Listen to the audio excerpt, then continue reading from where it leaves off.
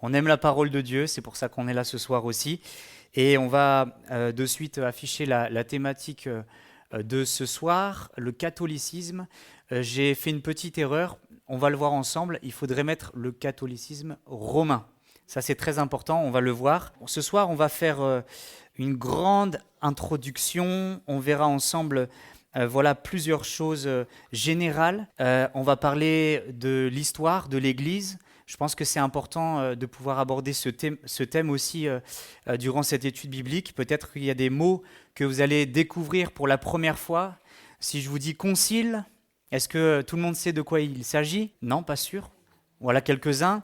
Donc ça va être important ce qu'on va voir ensemble pour avoir une idée de comment est-ce que l'Église, à la base, l'Église primitive, en est arrivée à avoir autant d'églises, à avoir notamment l'Église catholique romaine. Et donc ce soir, c'est plutôt une grande introduction. On va essayer d'être assez large. Voilà, je vous prie d'être attentif durant cette étude. Ce soir, ce ne sera pas l'étude la plus pratique qu'on va voir ensemble, mais il est important de voir les bases pour la suite, dans 15 jours, Dieu voulant, ou même dans les autres études, on verra vraiment les vérités essentielles à la lumière de la parole de Dieu, on verra les choses. Juste pour introduire, le but de l'étude, c'est pas de critiquer ouvertement les catholiques. Je pense qu'on doit tous être animés du même amour envers notre prochain, l'amour de Jésus. On n'est pas là à jeter la pierre sur nos amis, je les appelle les amis. On n'est pas là à critiquer, puisque nous, je pense, les protestants, on se dit protestants évangéliques, je ne pense pas qu'on est meilleur qu'eux. On n'est pas supérieur à eux. Je pense que nous appliquons à suivre la parole de Dieu, on va le voir aussi, mais on doit avoir beaucoup de respect aussi vis-à-vis de ceux qui se disent en tout cas catholiques. Moi-même, je suis originaire de Bretagne, vous le savez, et dans cette région, on est très ancré, la région est très ancrée dans le catholicisme. Il y a des églises partout, il y a des calvaires aussi. Je ne sais pas si vous voyez ce que c'est un calvaire. Ce sont des grandes structures de pierre qui représentent des scènes, et on les voit un peu partout en Bretagne. Mes grands-parents se disent catholiques. Du côté de ma mère, mon oncle, ma tante, les cousins, les cousines ont fait tous leur communion, baptême, tout ce que vous voulez. Ma mère était elle-même une catholique, de par la tradition, de par sa famille, mais quand elle était jeune, elle s'est convertie à Jésus-Christ. On l'a invitée dans une église évangélique et elle a découvert la personne de Jésus, elle s'est faite baptiser et elle n'a pas lâché la main du Seigneur encore jusqu'à aujourd'hui. Merci Seigneur, c'est aussi grâce à elle que je suis là devant vous et grâce au Seigneur bien sûr avant tout. Nous avons tous dans nos familles, je pense, des personnes qui se disent catholiques. Ça peut être des proches parents, ça peut être des personnes plus éloignées. Dans nos contacts, dans nos familles, dans nos connaissances, dans nos collègues de travail, nous sommes dans un pays qui a une tradition catholique. On appelait en tout cas pendant très longtemps la France comme la fille de l'Église catholique. Nous sommes dans un pays très ancré dans le catholicisme, bien que la société essaye et fait en sorte qu'on s'éloigne de plus en plus des choses de Dieu. On essaye maintenant de supprimer des jours fériés liés notamment à des événements religieux, mais il ne faut pas oublier d'où l'on vient et que la France a été longtemps une terre catholique. Durant cette série, nous allons tenter d'étudier plusieurs choses, notamment le fonctionnement de l'Église catholique romaine, et on va aussi voir les erreurs que nous pouvons trouver, puisqu'il y en a, dans les croyances et dans les pratiques de cette religion, tout cela à la lumière de la Bible. Je vous pose une question. Est-ce qu'on a des points communs avec nos amis catholiques? Ok. Est-ce que vous pouvez m'en donner quelques-uns? Qu'est-ce qu'on a de commun avec eux? Jésus-Christ. Les catholiques croient aussi en Jésus. Jésus-Christ mort, ressuscité, vivant, il l'adore aussi. Quoi d'autre? La Bible, il croit dans la Bible, on va le voir. Il croit dans l'inspiration de la Bible, mais pas que. Ok, quoi d'autre? C'est tout? Dieu, on a la même croyance en Dieu, le Dieu unique, vivant et vrai, créateur de l'univers, qui nous a créés. Il croit dans la Trinité. La Trinité, c'est un mot que vous n'allez pas trouver dans la Bible, mais qui a été donné pour tenter d'expliquer un petit peu la notion du Père, du Fils et du Saint-Esprit. Il croit dans le Saint-Esprit. Il croit que le Saint-Esprit est Dieu, pas juste une puissance. Il croit en Jésus, ça a été dit, pas comme d'autres religions. Il croit en Dieu. Quoi d'autre? Est-ce qu'il croit dans l'enfer et le paradis? Oui, ils ont aussi cette croyance, bien qu'il y a des choses qui ont été un peu déformées. Ils croient dans la destinée de l'homme, pensant que l'homme a deux destinées possibles, l'enfer ou le paradis. Donc il y a plusieurs points en commun que nous avons avec eux, et c'est intéressant, puisque lorsque nous abordons peut-être des conversations théologiques avec eux, on n'est pas et on ne doit pas arriver de suite en disant « Voilà, vous êtes dans l'erreur, nous on est dans la vérité. Vous adorez Marie, nous on ne l'adore pas. » Ça, c'est des raccourcis, malheureusement, qui font que les personnes peuvent se braquer, peuvent se dire, de toute façon, les évangéliques, ils pensent tout comprendre, ils ont l'impression d'être seuls. Nous devons avoir du respect par rapport à leurs croyances aussi, et il y a des points en commun, et c'est des ponts qui nous permettent de pouvoir parler de Jésus-Christ, parler de la foi en Jésus-Christ grâce à cela. L'apôtre Paul, je fais une petite parenthèse, quand il est arrivé à Athènes, il a fait le tour de la ville et il a regardé les statues, il a regardé toutes ces choses. Il n'a pas dit « vous êtes complètement fou de croire dans ces choses-là ». Il a commencé en parlant des statues et notamment à ce Dieu inconnu. Ouais, vous voyez, vous adorez un Dieu inconnu, moi je vais vous parler de ce Dieu inconnu que moi je connais. Et c'est bien d'avoir des ponts. Voilà, c'est une petite parenthèse que je voulais faire. On va prier si vous voulez bien, avant de rentrer dans le vif du sujet. Seigneur, nous sommes devant toi, nous te sommes reconnaissants puisque tu nous as donné ta parole, la Bible. Nous croyons que c'est la vérité et nous voulons nous appuyer tout au long de cette étude autour de ta parole, Seigneur. Merci de bénir ces moments, de bénir mes frères et sœurs qui sont là, de bénir ton Église, que nous puissions grandir au travers de cette étude, que nous puissions, Seigneur, être remplis aussi d'amour pour nos amis, Seigneur, qui nous entourent, quelle que soit leur couleur de peau, leur religion, leur parti politique, nous voulons les aimer comme toi tu les aimes. Mais nous voulons aussi, Seigneur, défendre la vérité. Nous croyons, Seigneur, que tu nous as sauvés, que nos yeux se sont ouverts, nos cœurs se sont ouverts et nous voulons aussi partager ce magnifique trésor, Seigneur. Aide-nous à mieux te comprendre, à mieux te connaître, pour mieux te servir, Seigneur. Amen. Amen. Définition, la définition du terme catholique. Le terme catholique vient du grec ancien katholikos qui signifie général, universel. En réalité, c'est un terme qui était utilisé dans un sens très large, pas pour désigner un courant religieux, mais pour dire voilà quelque chose qui est très général, universel. Et c'est un thème qu'on employait lorsqu'on parlait de l'Église dans les premiers siècles. On disait que c'était l'Église catholique, c'est-à-dire l'Église universelle. Et je pense qu'on le croit, qu'il n'y a qu'une seule Église que Dieu a créée, que Dieu continue de bâtir. C'est une Église catholikos, générale, universelle. Ce terme apparaît dans les premiers siècles et ce terme était cité pour parler de l'Église universelle en opposition aux sectes qui étaient grandissantes, qui étaient là, qui tentaient de déstabiliser l'Église, les sectes locales ou les groupes religieux. Au fil du temps, catholique est devenu un adjectif religieux lié notamment à l'Église catholique romaine. Définition de l'Église.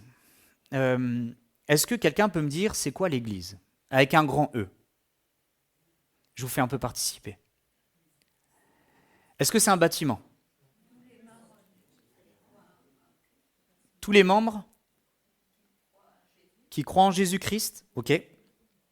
Ceux qui croient dans le véritable évangile, ceux qui croient en Jésus, qui sont spirituellement unis à Jésus et devenus donc membres de son corps, à savoir l'Église. Nous sommes l'Église de Saint-Gaudens. Vous êtes d'accord? On fait partie d'une église, l'église de Saint-Gaudens avec un petit E, une église locale, et on parle d'une église, de l'église de Jésus avec un grand E. Donc la nature de l'église, elle est avant tout spirituelle et invisible. On peut se retrouver dans un champ, se réunir, on formera l'église, d'accord? C'est pas le bâtiment, c'est l'union que nous avons qui est invisible. On ne le voit pas à l'œil nu, cette union, mais elle est invisible, mais elle se manifeste visiblement dans nos vies, dans nos relations les uns avec les autres et dans notre relation avec Jésus.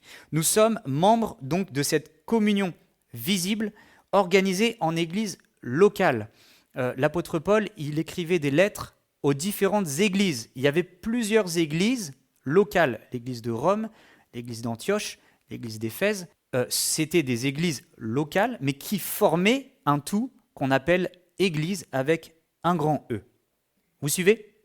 Si vous avez commencé à décrocher, réveillez-vous, parce que ça va aller un peu plus loin. Durant les premiers siècles de la vie de l'Église, il y avait ce qu'on appelle des conciles, on va le voir tout à l'heure, et il y avait des évêques qui gouvernaient l'Église. Les évêques, c'est un terme aujourd'hui, quand on parle d'évêques, ouf, il y a nos poils qui se dressent. Soyez rassurés, le terme évêque, on le trouve dans la Bible. C'est le même terme, c'est la même fonction, le même rôle qu'un pasteur et qu'un ancien. Aujourd'hui, on a plutôt des distinctions entre pasteur, ancien.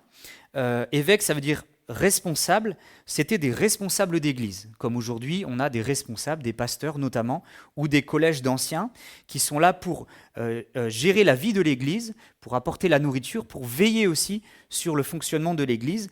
Et donc, les évêques, à l'époque, c'était ceux qui ont pris la suite des apôtres. On trouve leurs traces dans l'histoire. Donc voilà.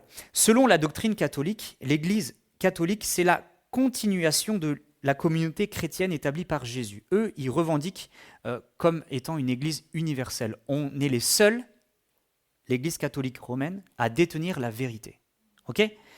Un vrai catholique, normalement, ne vous considère pas comme, normalement, un vrai frère ou une vraie sœur, puisque vous n'êtes pas dans l'Église catholique universelle. Ok, ça c'est important. On remarque à partir du 5e et 6e siècle que le pouvoir va commencer à se renforcer à un endroit bien particulier, la ville de Rome. Au fur et à mesure du temps, et en particulier au Moyen Âge, on va voir que l'administration de l'Église va se transformer de plus en plus en hiérarchie, et ce qui va augmenter le pouvoir d'un groupe restreint, consolidé par la fonction du pape. Ça y est, j'ai prononcé le mot ce soir, j'ai parlé du pape. Un peu d'histoire pour aller un peu plus loin.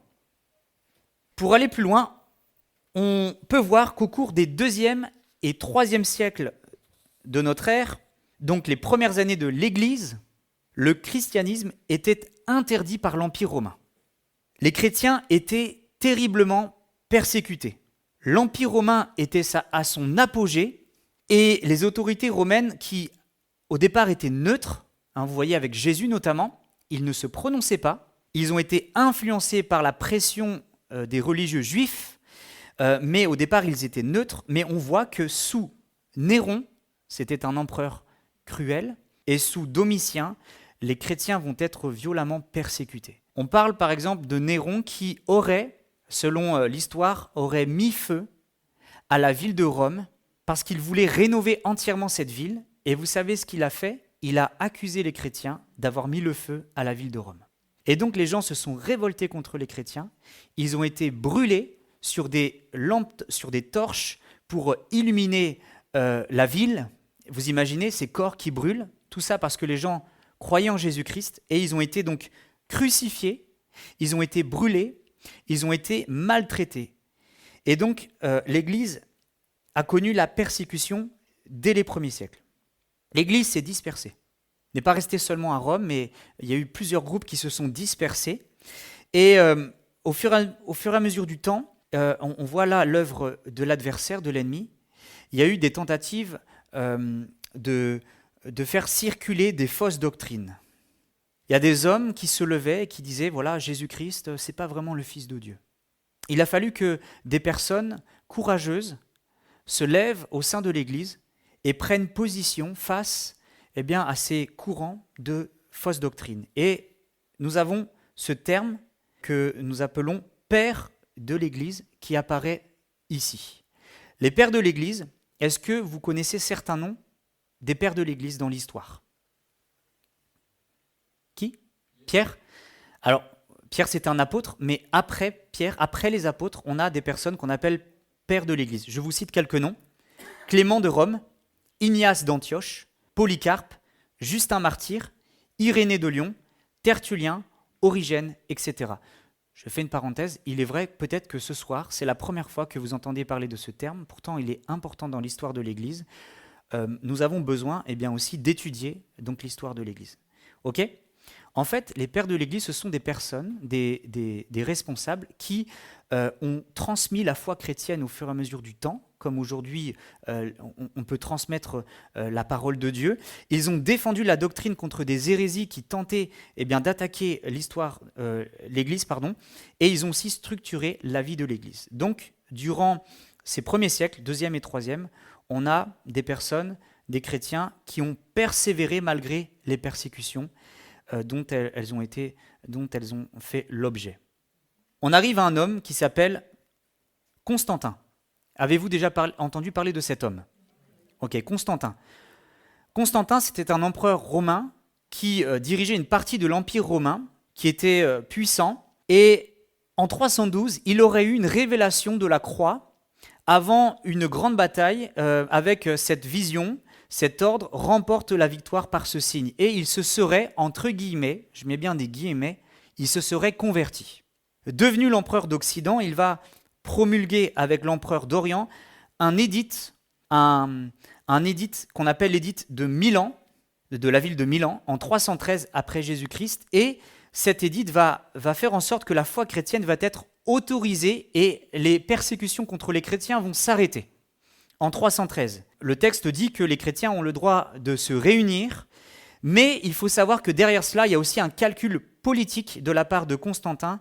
Il deviendra par la suite le seul empereur de l'Empire romain et il réussira finalement à unifier cet empire autour de cette paix qui est là par rapport aux chrétiens. Plus tard, en 325, on a le premier concile, le concile de Nicée. Alors, est-ce que quelqu'un sait c'est quoi un concile ? Un concile, c'est une grande réunion officielle des responsables de l'Église qui décident de discuter des questions importantes sur la vie de l'Église et de trancher sur la doctrine, la discipline, l'organisation de l'Église. Okay ? Au fur et à mesure du temps, il a fallu que les hommes se retrouvent et disent voilà ce en quoi on croit véritablement. Alors vous allez me dire, mais il y a la parole de Dieu. On est d'accord. On est dans les premiers siècles et la vie de l'Église évoluait aussi et il fallait se retrouver pour se mettre d'accord sur les grands principes. Il y a eu le concile de Nicée que vous voyez ici en 325. 2 objectifs, mettre fin aux divisions dans l'Église. Il a fallu peu de temps après le début de l'Église pour qu'il y ait déjà des divisions entre les personnes. Et ça a été provoqué par ce concile suite à une fausse doctrine qu'on appelle par un prêtre qui s'appelle Arius. Vous avez déjà entendu parler d'Arius ? Ce n'est pas une marque de lessive. Hein. Arius, c'est un homme qui s'est levé et qui a dit, voilà, Jésus-Christ n'est pas le Fils de Dieu. Et il y a des gens qui ont commencé à le croire, à le suivre. Et il a fallu le contrer. Alors on a organisé un concile, le concile de Nicée. C'est un concile important, une étape majeure, dans l'implication de l'État romain dans les affaires de l'Église. Effectivement, à partir de là, Rome va commencer, l'Empire romain va commencer à mettre son nez dans l'histoire de l'Église. En 380, il y a un autre empereur qui va prendre le pouvoir, c'est Théodose. Il va convoquer l'édit de Thessalonique et il va faire du christianisme, écoutez bien, la religion officielle de l'Empire. Religion officielle de l'Empire. Vous voyez, on part d'une persécution et on arrive à une religion officielle. Il y a donc un lien qui se fait entre Rome et l'Église. Un lien qui deviendra indissociable et qu'on retrouve encore aujourd'hui. Voilà pourquoi on dit souvent l'Église catholique romaine. C'est ainsi que durant la période du IVe siècle, l'Église va commencer à se hiérarchiser. On construit au IVe siècle de grandes basiliques. Le dimanche devient un jour chômé, obligatoire pour tout le monde. Vous voyez comment, je fais une parenthèse, si vous me permettez cela. S'il vous plaît, je ne sais pas dans vos prières, mais je ne pense pas que ça vient de Dieu.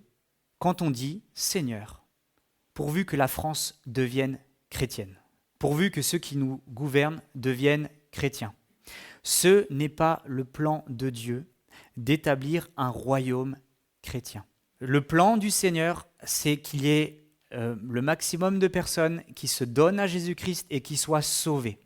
Les autorités ont été établies par le Seigneur pour la paix, pour nous diriger et pour être en paix. Mais Jésus n'a jamais dit « priez pour que l'empereur devienne chrétien »,« priez pour que l'Empire romain devienne chrétien ». La preuve, c'est que ça a amené des déviances, ça a amené des problèmes. Et je pense que dans un certain sens, il est bon, il est important de pouvoir séparer les fonctions de l'Église et les fonctions de l'État. Ok, c'est une parenthèse et c'est aussi mon point de vue. Peut-être vous ne le partagez pas, on aura le temps de discuter si vous voulez. Mais je vois ici que le fait que l'Empire romain a rendu la religion chrétienne officielle, eh bien, ça a amené donc des basiliques, le dimanche chômé, le baptême a été imposé comme étant, et notamment le baptême pour les enfants est arrivé à ce moment-là, c'est répandu de plus en plus à partir de là, comme étant l'acte où le péché originel est effacé. Vous voyez la déviance dès le IVe siècle. En résumé, donc même si cela semble favorable, on pourrait dire « Ah, c'est super, il n'y a plus de persécution ». Oui, peut-être. Mais le fait que l'Empire romain ait reçu cette religion, eh bien, l'Église a vu dans son sein entrer les païens et les croyances païennes de l'époque. À l'époque, donc, il y avait différents courants de chrétienté, et donc le concile de Nicée a essayé de les rassembler. Mais il y a aussi une autre religion de l'État qu'on appelle Sol Invictus. Sol Invictus, ce sont une religion païenne avec des dieux qui n'ont rien à voir avec le Dieu vivant et vrai. L'Empire romain était trop vaste, trop étendu, trop divers, et donc on a encouragé la christianisation des croyances païennes, des traditions païennes. Elles se sont mélangées avec le culte, avec l'Église. Je vous prends 3 exemples. À l'époque, il y avait le culte de la déesse mère égyptienne qu'on appelle Isis. Ceux qui sont allés à l'école, vous avez sûrement entendu parler de Isis. Isis, c'était la déesse qui était adorée par donc, ceux qui pratiquaient ce culte. Et en fait, le christianisme est venu absorber ce culte. Et on considère que c'est à partir de là qu'on a commencé à adorer Marie à la place de Isis. Isis était appelée autrefois reine du ciel ou mère de Dieu. Ça vous fait penser à quelque chose ? C'est à partir de là qu'on a commencé à donner un très grand rôle à Marie, bien au-delà de celui que la Bible lui attribue. Plusieurs temples dédiés à Isis ont été transformés en des temples à Marie, et les premiers signes clairs de la mariologie, c'est-à-dire l'adoration de Marie, catholique se trouve dans les écrits d'Origène. Origène est un homme qui a vécu à Alexandrie en Égypte, l'Égypte fief du culte d'Isis. Deuxième point, la plupart des empereurs et des citoyens romains étaient à l'époque, attention au mot, hénothéistes, c'est-à-dire qu'ils croyaient en l'existence de nombreux dieux, mais ils en adoraient un en particulier, et c'était Jupiter, le dieu des Romains, et le dieu suprême du panthéon romain. Quand l'Église catholique a absorbé cette religion, ce paganisme romain, ils ont tout simplement remplacé le panthéon des dieux par le panthéon des saints.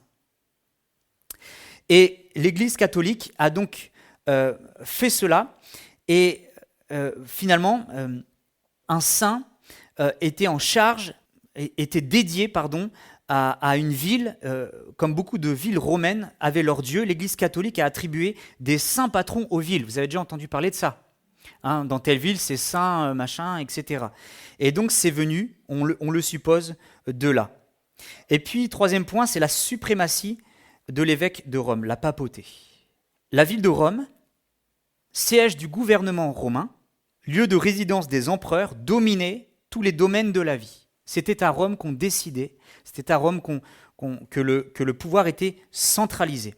Constantin et ses successeurs ont soutenu l'évêque de Rome en tant que chef suprême de l'Église parce qu'il était préférable pour eux de parler de l'unité de l'Empire romain et que la religion d'État, comme le siège de l'Empire romain, soit centralisée à Rome. Même si la plupart des autres évêques et chrétiens s'opposaient au départ à cette idée, l'évêque de Rome a fini par s'imposer grâce au pouvoir et à l'influence des empereurs. Ok, ça fait beaucoup d'histoire. Je ne sais pas vous, mais moi, ça m'a appris beaucoup de choses. Comment est-ce que l'Église dans les premiers siècles, a très rapidement oublié la base. On va le voir aussi. En 476, on avance un peu, il va y avoir un événement dans l'histoire de l'humanité, c'est la chute de l'Empire romain. C'était prédit, je n'ai pas le temps de le voir, mais dans Daniel, il y a cette statue avec les différentes étapes de la destruction de cette statue, et on retrouve cela dans l'histoire de notre humanité. Dieu est le Dieu de l'histoire. Il connaît tout par avance. Et il savait que l'Empire romain allait chuter.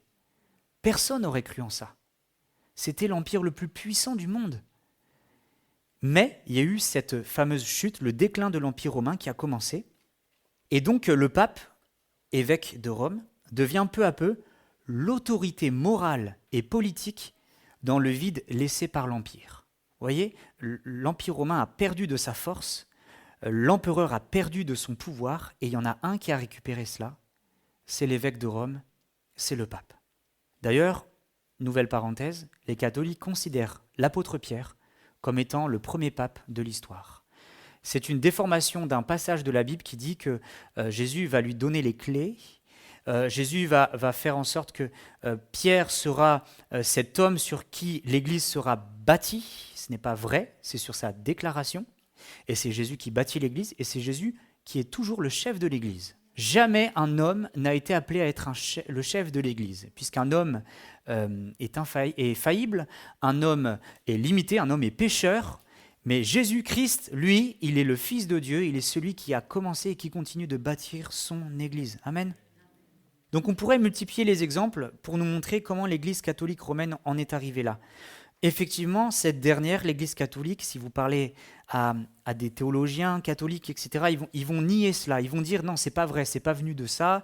Et ils vont trouver bien sûr plusieurs choses. Ils vont se cacher derrière la tradition de l'Église. On va voir ce que ça veut dire, la tradition de l'Église, très importante.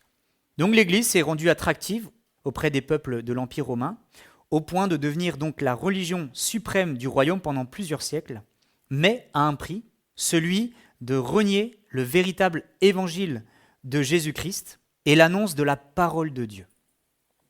Alors, j'ai envie de vous dire, on a quand même des points en commun avec les catholiques. On l'a vu au tout début, je vous ai posé la question. Dieu, Jésus, le Saint-Esprit, l'éternité, etc. Ok, en fait, Dieu a permis, je le pense, que l'essentiel de la doctrine a été conservé. Heureusement, nous croyons toujours dans ces choses-là aujourd'hui.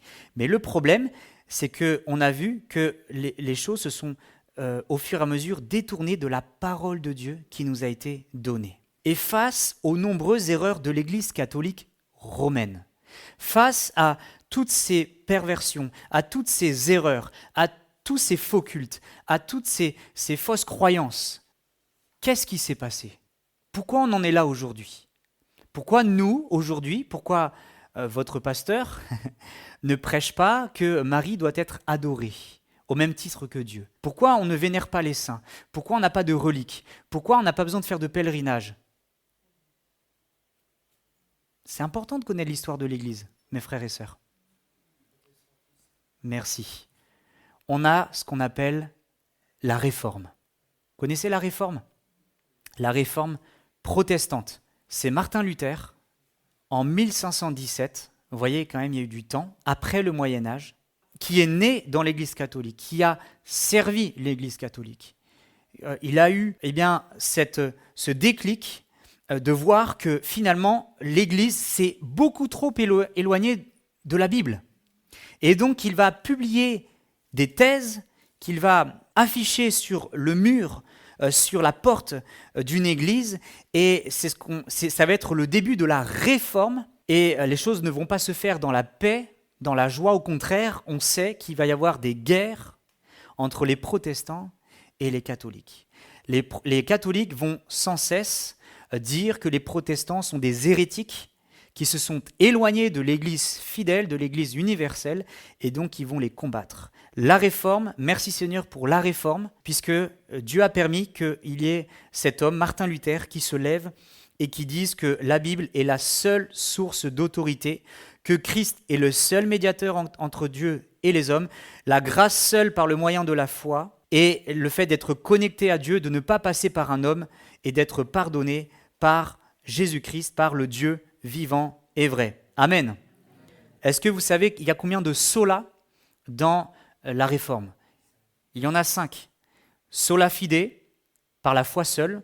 Amen. On croit qu'on est sauvé par la foi seule.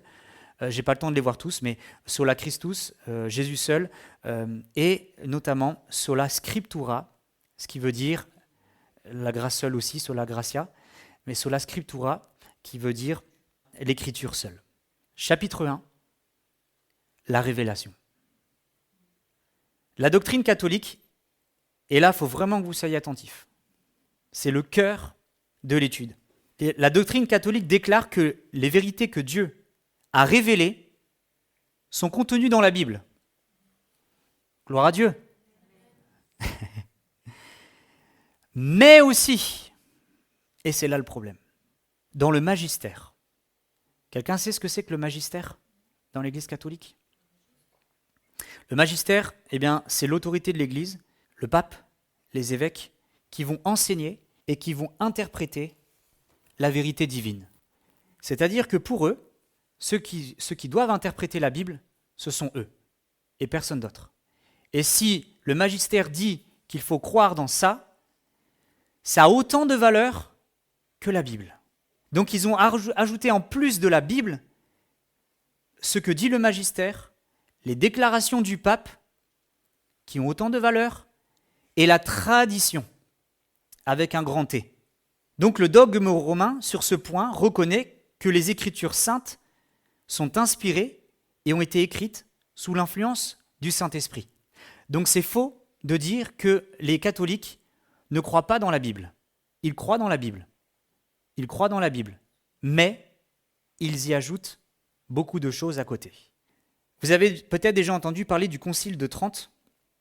Le Concile de Trente, c'est l'un des plus grands conciles de l'histoire.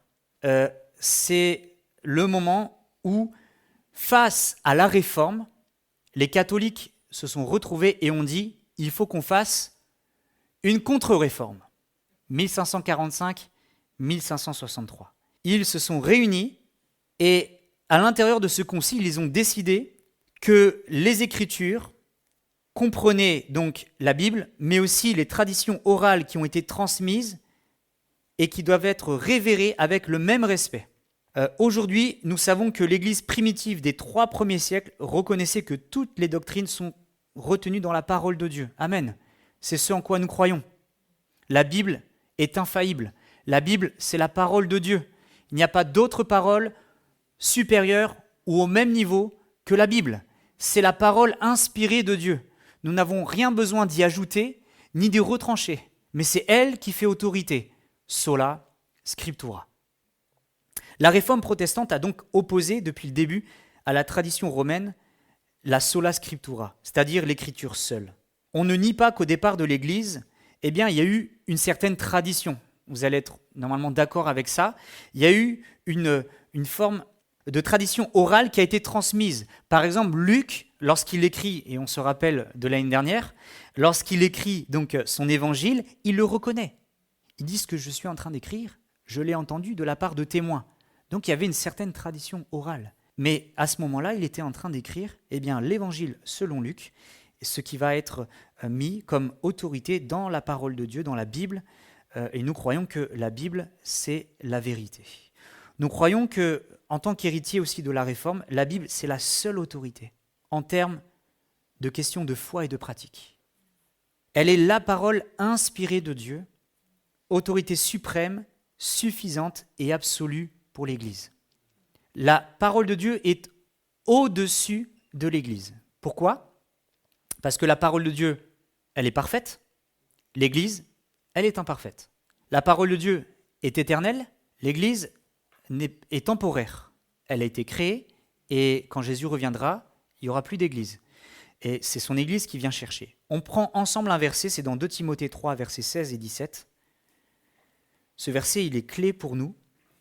Toute écriture est inspirée de Dieu, utile pour enseigner, pour convaincre, pour corriger, pour instruire dans la justice, afin que l'homme de Dieu soit accompli et propre à toute bonne œuvre.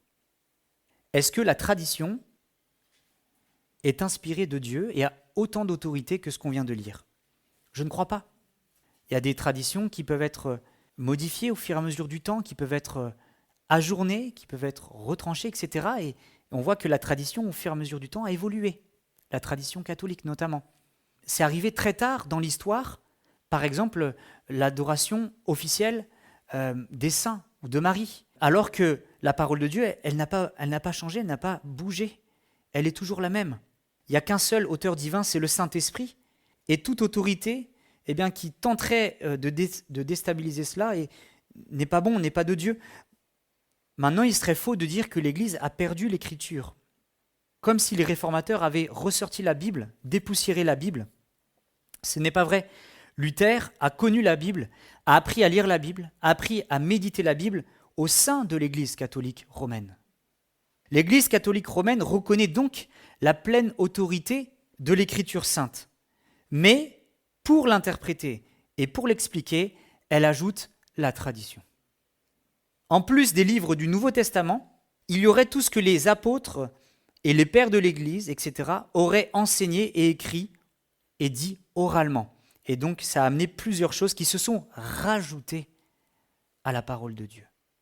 Au cours des siècles, cette tradition s'est développée en récits parfois plus ou moins légendaires, mais souvent approuvés par l'Église catholique romaine, mais souvent aussi étrangers à l'Écriture sainte. On parle par exemple du culte des morts. Si vous lisez la Bible que vous avez, il n'y a pas cette trace d'adorer des morts. Au contraire, le Seigneur dit dans plusieurs passages qu'il ne faut surtout pas avoir de lien avec les morts, de prier pour les morts, puisque ce sont des choses qui sont occultes. Donc Dieu ne peut pas se contredire. Alors, on ne sait pas véritablement ce qui a permis cela. Moi, je pense que, permettez-moi de le dire, mais que derrière cela, il y a des esprits mauvais, il y a l'adversaire qui tente de déformer la parole de Dieu. On le voit dès le départ. Lorsque Jésus est tenté dans le désert, il va jouer sur la parole de Dieu. Il va dire, n'est-il pas écrit? Et Jésus, heureusement, lui, il est la parole incarnée, il est le Fils de Dieu, il a su répondre par la parole seule, pas par la tradition, par les Écritures. Rome parle d'enrichissement de la révélation, et donc ce sont les successeurs des apôtres qui seraient habilités à juger si telle croyance nouvelle, tel rite doit être incorporé à la tradition. Important aussi, c'est avant ce conseil, là, si je puis remettre le concile de Trente, on a cherché à contrôler la lecture de la Bible. Le conseil, j'ai appris ça, le concile de Toulouse. Il y a eu un concile à Toulouse. Alors ça remonte un peu, vous n'étiez pas nés. En 1229. Eh bien, ce concile interdisait aux fidèles d'avoir la Bible sous quelque forme que ce soit, sauf quelques psaumes, et puis aussi le bréviaire. Est-ce qu'il y en a qui sont issus de l'Église catholique qui savent ce que c'est que le bréviaire? C'est un livre qui fait la norme des cultes. On doit faire le culte selon le bréviaire, ce qu'on appelle aujourd'hui le missel. Ah, là vous connaissez. Donc Rome s'est opposée à toute traduction de la Bible pour ne pas réformer l'Église par la Bible. Donc ils ont bloqué vraiment ça. Le Concile de Trente, l'un des plus importants de l'histoire, a été fait pour contrer la réforme, on l'a vu. Il a été convoqué par le pape Paul III, et il fallait donc se prononcer sur la tradition de l'Église. C'est ainsi qu'on présenta, lors de ce concile, la tradition comme source parallèle à l'Écriture. Elle doit être reçue et vénérée avec le même amour et le même respect que l'Écriture sainte. On parle de tradition constitutive quand elle engage des questions de foi qui va bien au-delà des Écritures, notamment, et on le verra dans les prochaines études, l'Immaculée Conception. Est-ce que quelqu'un sait ce que c'est? C'est la Vierge Marie qui serait, selon cette tradition, sans péché. Il y a un petit verset quand même qui nous dit qu'il n'y a pas un seul juste sur la terre, pas même un seul. Le seul juste, c'est Jésus. Donc rien que ça. L'Assomption de Marie, célébrée le 15 août dans notre pays, il s'agit de quoi? Non, on est d'accord, c'est pas biblique, mais là on est dans ce cadre-là. C'est le fait que Marie aurait été enlevée dans le ciel. On n'a pas de trace biblique de cela, et finalement, ce n'est pas vrai. Jésus-Christ, lui, est véritablement monté au ciel. Amen. En fait, tout ça, c'est ajouté dans la tradition, au fur et à mesure du temps. Le concile va aussi définir ce qu'on appelle, et là c'est un mot important pour nous, le canon de la Bible. Est-ce que vous savez qu'on n'a pas la même Bible que les catholiques romains? Eux, ils vont vous dire qu'ils ont plus de pages. Effectivement, ils ont des livres que nous, on n'a pas. C'est durant ce concile que le canon va être décidé. Et donc, dans ce canon, il y a tout ce que nous reconnaissons, de la Genèse à l'Apocalypse. Et on a les mêmes livres, on a la même Bible à ce niveau-là. Mais le concile, à ce moment-là, va ajouter d'autres livres. La Sagesse, l'Ecclésiastique, Tobie, Judith, Baruch et les 2 premiers livres des Maccabées. Et c'est notamment dans le livre des Maccabées qu'il y a cette prière pour les morts. Donc ce sont des livres qu'on appelle deutéro-canoniques, c'est-à-dire qui n'ont pas été reconnus par les protestants, mais ils ont été ajoutés par les catholiques et les orthodoxes, mais ils sont considérés par nous, par les protestants, comme étant apocryphes. Un livre apocryphe, c'est un livre, pour nous, qui n'est pas inspiré pleinement de Dieu, qui peut-être est utile pour l'histoire, entre guillemets, mais qui ne fait pas office de parole de Dieu, de la parole de Dieu. Et c'est une erreur de croire aujourd'hui qu'on doit encore réformer la Bible. Je fais mention à une des conférences qu'on a pu avoir il y a quelque temps de cela, où la personne nous disait, écoutez, on est en train de travailler, on est en train de voir que tel évangile pourrait s'ajouter, etc.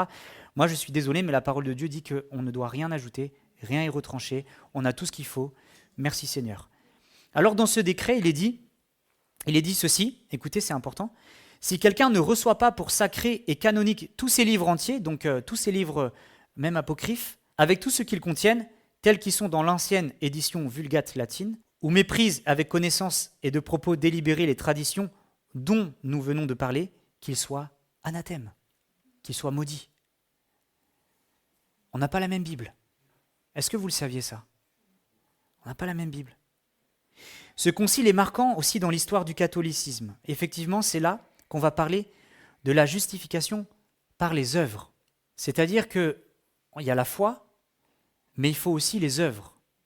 Et nous, en tant que protestants, issus de la Réforme, on croit que les œuvres sont importantes, mais que nos œuvres découlent de notre foi en Jésus-Christ. Les œuvres, c'est un peu comme des fruits sur un arbre. Les fruits sont là parce que l'arbre est enraciné en Jésus-Christ. Ok? Donc ça, c'est important. C'est là aussi, dans ce concile, qu'on va parler des sacrements. On va le voir la prochaine fois. Il y en a combien des sacrements dans l'Église catholique? Il y en a 7. Nous, on croit surtout dans 2 sacrements, puisque c'est Jésus qui nous en parle. Il nous parle du baptême et il nous parle de la Sainte Seine. Mais ici, dans ce concile, on va rajouter d'autres choses qu'on verra la prochaine fois. Comme ça, ça met un peu de suspense pour la prochaine fois. C'est dans ce concile qu'on va parler du purgatoire. L'idée de purger ses péchés après sa mort, ce qui n'est pas du tout biblique, puisqu'il est écrit qu'après la mort vient le jugement. On le verra aussi. Il nous est parlé de l'Eucharistie. Alors on pourrait dire, mais on prend la Seine comme les catholiques. L'Église catholique romaine n'a pas la même conception de la Seine que nous. Vous avez peut-être cette image en tête, lorsque le prêtre lève la coupe, il est en train de lever la coupe, et pendant qu'il lève la coupe, le vin devient le sang de Jésus. C'est comme si on recrucifiait Jésus à ce moment-là. C'est-à-dire qu'on recrucifie Jésus à chaque fois qu'on prend la Seine. La Bible nous dit que Jésus-Christ est mort une fois pour toutes et que son sacrifice est parfait. Pareil pour le pain, lorsque le prêtre fait ce signe, enfin casse l'hostie, c'est comme s'il était en train de montrer que Jésus était en train à nouveau d'offrir son corps. Et il se base sur un passage de la Bible interprété par des auteurs dans l'histoire en disant, quand Jésus dit « Prenez ceci, c'est mon corps ». Donc eux, ils l'ont pris littéralement. À chaque fois qu'on le fait, c'est comme si on prenait le corps de Jésus. Ce n'est pas vrai. C'est un symbole que Dieu nous a laissé, que Jésus nous a laissé. Et on le comprend très vite que lorsqu'on partage la scène, ce n'est pas des éléments de chair et de sang de Jésus, ce sont des symboles qui nous rappellent le sacrifice parfait de Jésus. Ces décisions de ce concile ont marqué le catholicisme jusqu'au XXe siècle, avec l'arrivée d'un autre concile qu'on appelle Vatican II. Connaissez ? Ça fait un peu titre de film, Vatican II. 1962-1965, vous voyez, c'est assez récent. Alors Vatican II, c'est l'événement le plus marquant de l'histoire de l'Église catholique au XXe siècle. Cette constitution va réaffirmer le décret du Concile de Trente, celui qu'on vient de voir, et il va prêter toute attention particulière au paragraphe consacré à la tradition. La Bible, et ça c'est une bonne chose, j'ai envie de dire, selon eux, dans ce concile, ils disent que la Bible doit être plus accessible. C'est bien. Il faut que les chrétiens lisent la Bible. On arrête d'interdire la lecture de la Bible, il faut qu'ils puissent lire. Ben, c'est bien, super. Mais il y a une insistance sur l'unité entre la Bible et la tradition. Il va y avoir ce point d'honneur sur la tradition. La parole de Dieu, vous savez que quand on dit on croit dans la parole de Dieu, dans notre langage évangélique, on est tous d'accord. Quand je vous dis on va ouvrir la parole de Dieu, on est d'accord que c'est ça qu'on ouvre. Vous êtes d'accord avec moi ? Pas autre chose. La Bible, c'est la parole de Dieu. Et bien, quand eux, ils disent la parole de Dieu, eh bien, pour eux, c'est pas que la Bible. C'est aussi la tradition. La tradition transmet ce qui n'est pas écrit dans la Bible. Le catéchisme romain dit que la tradition, c'est la parole de Dieu qui n'a pas été écrite. Et là, on va parler de deux versets dans la Bible. Matthieu 15, verset 3, si tu peux l'afficher. C'est Jésus qui parle. Il parle aux pharisiens de l'époque et il dit « Et vous, pourquoi transgressez-vous le commandement de Dieu au profit de votre tradition ?» Et le verset 9, « C'est en vain qu'ils m'honorent en enseignant des préceptes qui sont des commandements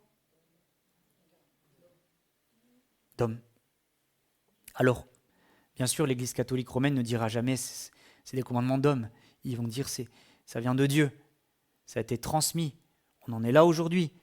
Pourquoi remettre en cause des croyances qui datent depuis plusieurs siècles maintenant ?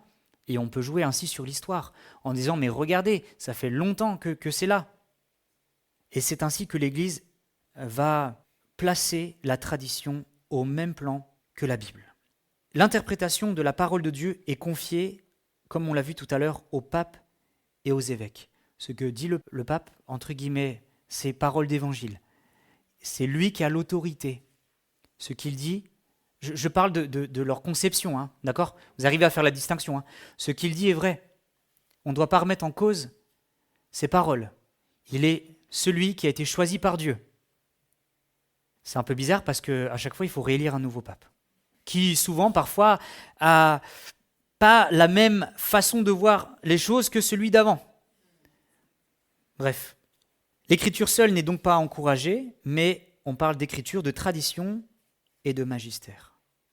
Et donc, il est évident que, je termine avec ça, Rome confond trois opérations du Saint-Esprit. La première opération du Saint-Esprit, c'est la révélation de la vérité à des hommes du passé. La révélation de la vérité à des hommes du passé. Par exemple, Moïse, il a eu la révélation de Dieu. Il a eu la révélation de Dieu, il a écrit ce qu'il a vu, ce qu'il a vécu. Et il y a tous les auteurs de la Bible qui ont eu cette révélation. Ne savons pas, mais étant inspirés de Dieu, inspirés du Saint-Esprit, soufflés par le Saint-Esprit, ils ont écrit. Ils ont eu à cœur d'écrire ce qu'ils ont vu, ce qu'ils ont connu. On parle des évangiles, de ce que les gens ont vu, entendu de Jésus. Ils l'ont mis par écrit pour notre instruction aujourd'hui. Merci Seigneur. Merci Seigneur. La deuxième opération du Saint-Esprit, c'est il donne l'écriture, rédigée par des écrivains sacrés. Donc la première, ils ont la révélation. La deuxième, ils l'écrivent. Et la troisième, c'est l'illumination dans les cœurs pour comprendre la parole de Dieu. On ne peut pas comprendre la Bible avec notre intellectuel, avec notre cerveau, juste seulement. Sinon, on serait bourré de connaissances, de théologie, mais on ne mettrait pas les choses en pratique et cette parole n'aurait pas d'effet sur notre cœur.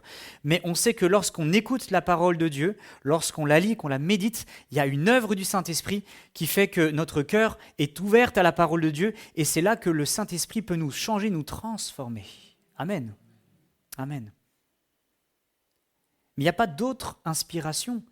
D'ailleurs, si quelqu'un dit, écoutez, voilà, cette nuit, j'ai eu à cœur d'écrire un truc, là, il y a un ange qui m'est apparu, ce serait bien voilà, qu'on puisse y croire, en plus de la Bible, ou à côté de la Bible.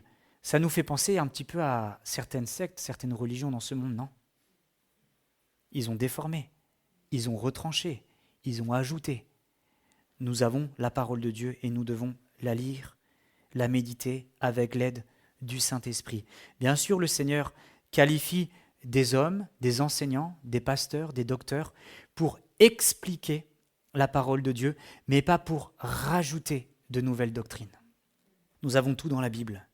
L'Église n'est pas infaillible. L'Église a connu des moments de difficulté, même des moments où il y a des fausses doctrines qui sont rentrées, etc.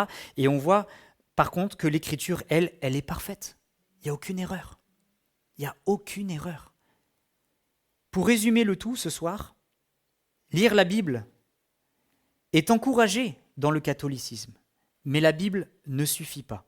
Elle est, selon eux, elle doit être lue à la lumière de la tradition et avec l'aide de l'enseignement de l'Église, je rajoute catholique romaine. Rome reste maîtresse de la tradition, c'est elle qui définit la tradition par les premiers évêques, les décrets des conciles, l'enseignement des pères, l'enseignement des papes, les livres de prière, les coutumes et tellement d'autres choses qui se rajoutent malheureusement au fur et à mesure du temps. La prochaine fois, on verra le chapitre 2. Je sais que c'était costaud ce soir. Sachez que, j'espère, ça a été enregistré, donc vous pouvez réécouter cela à tête reposée. Je sais qu'on n'a pas eu le temps, et je ne pense pas que c'était bon, de voir tout en détail, mais je vous ai présenté un petit peu ce soir une introduction sur comment est-ce qu'on en est arrivé là. La réforme est importante, j'espère un jour aussi pouvoir parler de cela, puisqu'on est héritier de cette réforme, on est protestant, évangélique. On se l'accorde, c'est des étiquettes, c'est des termes, mais c'est quand même important de pouvoir s'identifier à ce courant qui, je le pense, a été voulu du Seigneur. Il a fallu une réforme face à toutes ces déviances. Il a fallu revenir à un moment donné à l'essentiel, à la parole de Dieu. Et merci Seigneur, parce qu'aujourd'hui, nous sommes nés de nouveau, nous avons rencontré Jésus-Christ et nous croyons dans ces choses qui sont là. L'Écriture seulement, qui est utile, nécessaire pour instruire, corriger. La foi seule qui nous sauve. On n'a pas besoin de rajouter quelque chose de plus, parce que sinon on est incertain de notre salut. On ne fait jamais ce qu'il faut pour le salut. On est toujours dans la quête de salut, alors que le Seigneur nous dit que par la foi seule, nous sommes sauvés. Merci Seigneur. Mais cette foi crée du changement en nous, et de nouveaux fruits et des œuvres nouvelles. On a sola gratia, c'est la grâce seule, on n'est sauvé que par la grâce, pas par nos mérites. Personne ne peut mériter le salut, mais on l'obtient par la grâce de Dieu. Sola Christus, c'est Christ seulement. Moi, je ne crois pas qu'on est sauvé par Marie. Je ne crois pas qu'on est sauvé par un saint. Je ne crois pas qu'on est sauvé par une église. On est sauvé par Jésus-Christ. Et puis, soli Deo gloria, à Dieu seul soit la gloire. Amen. C'est lui qui mérite toute la gloire, toute l'adoration de notre cœur.